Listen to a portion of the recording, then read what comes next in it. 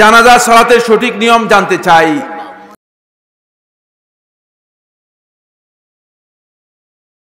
এটা অনেক লম্বা প্রশ্ন করেছেন।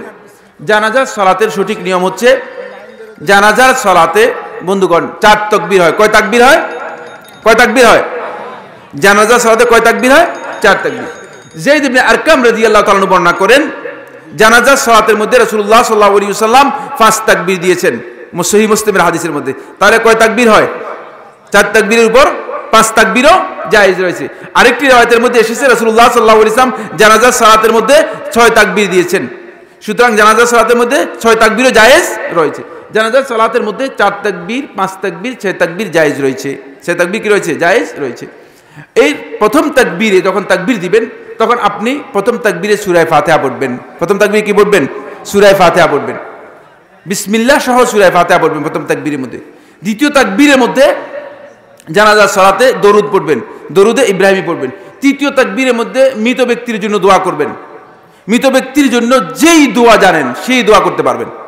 যদি দোয়া জানা না থাকে বাংলাতে দোয়া করতে পারবেন। যদি দোয়া জানা না থাকে কি করবেন? বাংলাতেও দোয়া করতে পারবেন। যে কোনো ধরনের দোয়া করতে পারবেন। এটা হলো তৃতীয় তাকবীরের মধ্যে। চতুর্থ তাকবীরের পরে আপনি একদিকে সালাম ফিরাবেন। একদিকে কি করবেন? সালাম ফিরাবেন। ইমাম ইবনে কুদামা মাকদসী রাহমাতুল্লাহ আলাইহি তার মুগনিয়ে 3য় খণ্ডের 48 পৃষ্ঠায় তিনি উল্লেখ করেন যে রাসূলুল্লাহ সাল্লাল্লাহু আলাইহি ওয়াসাল্লামের 6 জন সাহাবী থেকে জানাজার সালাতের বর্ণনা এসেছে। তারা বলেছেন এই 6 জন সাহাবী শুধুমাত্র একদিকে রাসূল সাল্লাল্লাহু আলাইহি ওয়াসাল্লাম সালাম ফিরিয়েছেন এবং তারা সালাম ফিরিয়েছেন এই বর্ণনা করেছেন। সাহাবায়ে কেরামদের সময় একজন সাহাবীও এই ব্যাপারে দ্বিমত পোষণ করেন নাই। ফাকানা ইজমাআন, সাহাবীদের যুগে এটা ইজমা হয়ে গিয়েছিল। বুঝতে পেরেছেন? সাহাবীদের যুগে একদিকে সালাম ফিরানো এটা ইজমা হয়ে গিয়েছে।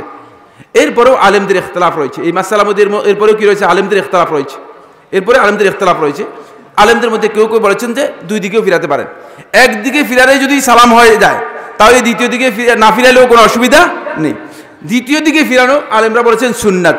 তাহলে আপনি যদি দ্বিতীয় দিকে ফিরাতে পারেন, কোনো অসুবিধা নেই। ডান দিকে অথবা বাম দিকে, ডান দিকে এবং বাম দিকে 2 দিকেও ফিরাতে পারেন। ডান দিকে ফিরালেই কি হয়ে যাবে? ফরজ আদায় হয়ে যাবে।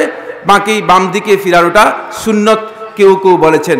বাকি রাসূলুল্লাহ সাল্লাল্লাহু আলাইহি ওয়াসাল্লামের আমল এবং সাহাবায়ে কেরামদের আমল শুধুমাত্র একদিকেই সালাম ফিরানোর ব্যাপারে সাব্যস্ত হয়েছে। আলেমদের মধ্যে ইখতিলাফ রয়েছে। যেখানে ইখতিলাফ আছে সেখানে আমরা বারবার বলছি, সেখানে এটা ফ্লেক্সিবল, এখানে সুযোগ আছে। এখানে আপনারা বাড়াবাড়ি করবেন না, বাড়াবাড়ি জায়েজ নেই।